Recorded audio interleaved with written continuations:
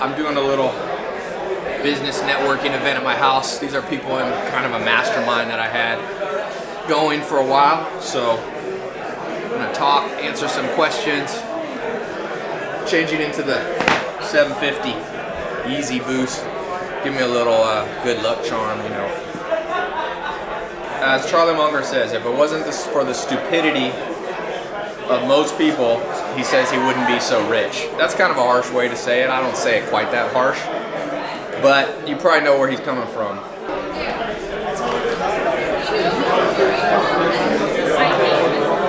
This is very important. This is somewhat controversial, but I promise you it's the truth, and I can prove it. And I will debate any human being, and I will embarrass them if they want to argue on this in a public live forum. Working hard is very uncorrelated with wealth. Now, just a few examples that are so powerful that the fact that people still try to refute me makes me worry about them as a thinker. The top 10 men in the world make more than the bottom 3.5 billion people combined. Right? That's a fact. You can Google it. 10 men are wealthier, make more, have more to their name than 3.5 billion, half of the world. Now, how hard can 10 men work in one day? Maximum 240 hours, right?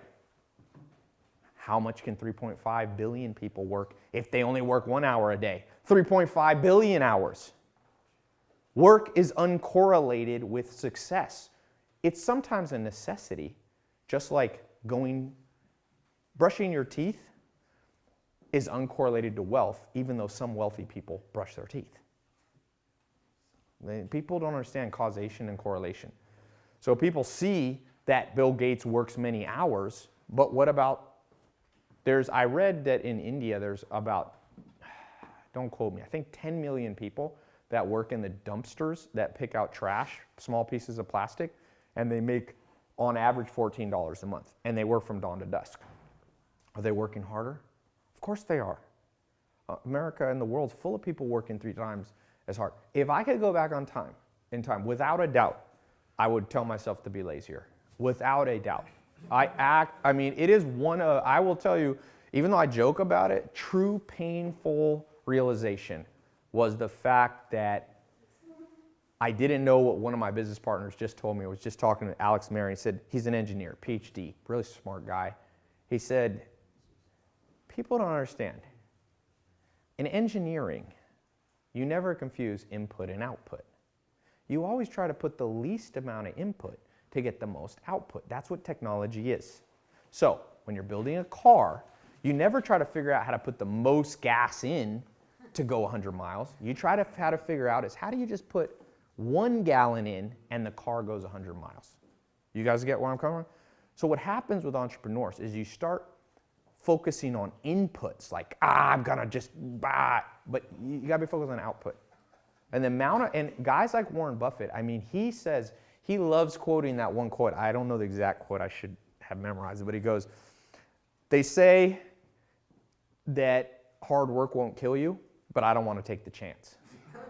I think that's how it goes. And he quotes that, and he says, I pretty much sit around all day looking for opportunities. And since 1965, I think, 51 years ago, they've made 25 good decisions that have made almost all their money.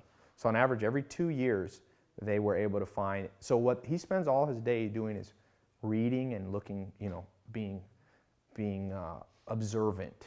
So I do think you have to be aware, but hard work is very uncorrelated with wealth. And it will get you, it's the biggest, so I was talking about, there's a lot of people out there giving business advice about working hard. A lot. There's not one. There's some more than others.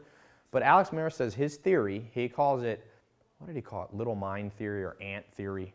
That basically it's a primitive impulse that if you say to people, you know what, working hard is going to get you far, it jives with our primitive mind because 50,000 years ago it was true. There was no technology.